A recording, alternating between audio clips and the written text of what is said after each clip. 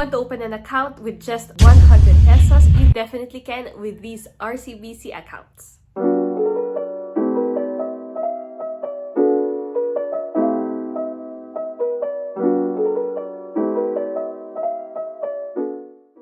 Before opening an account in any bank, always do your research first. I discussed RCBC briefly on this video here. Sa video na to, dalawang savings account yung i-discuss ko. Yung una is yung RCBC Basic Savings.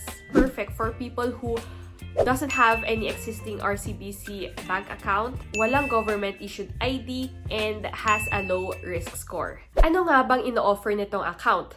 100 pesos minimum deposit. So with just 100 pesos, pwede ka nang mag-open ng account. No ADB or average daily balance. So kahit ma-zero out mo yung account mo, okay lang. But in order to open your account, of course, you still need to deposit yung initial amount na 100 pesos. It's easy to open an account. All you need to do is pumunta sa pinakamalapit na RCBC branch. You may check the list of RCBC branches near you sa website nila.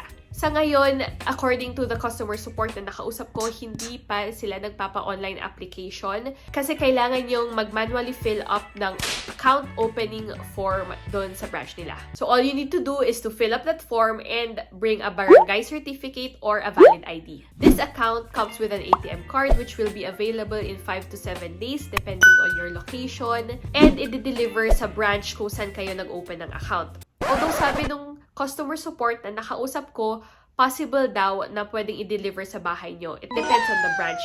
Kaya tanungin nyo na lang dun sa branch na pag-oopenan nyo. My debit ATM card benefits is cashless and online shopping, enhanced security, worldwide acceptance through MasterCard, kaya pwede nyo gamitin on international purchases, and you can manage and access your account 24/7 dahil pwede nyong i-register yung account nyo on their online app. Some other things that you need to know: the minimum age on opening this account is 21 years old. This account does not have a passbook account, but you can track your transactions dun sa online app nila.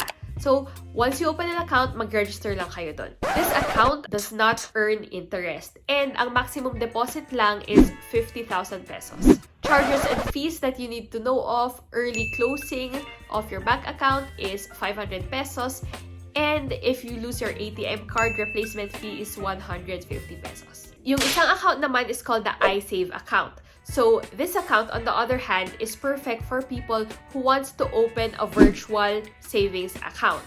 And meron itong kasama na free personal accident insurance and hospitalization benefit.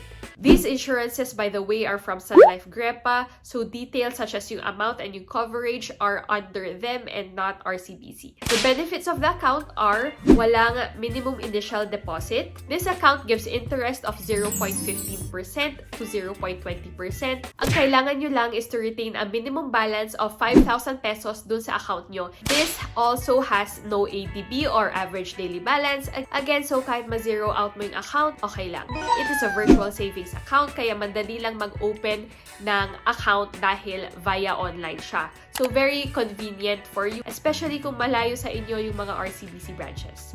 Another advantage is wala siyang maximum deposit. So, kahit more than 50,000 pesos yung laman ng account mo, okay lang. Minimum age is 21 years old. By the way, if you're younger than 21 years old, you can check out my previous video, how to open an account for students or teens. To summarize, the difference between basic savings and iSave with regards to minimum deposit, none kay iSave, and 100 pesos for basic savings. For the interest, 0.15 to 0.20% ang kay iSave with a minimum balance of 5,000 pesos, and walang interest si basic savings.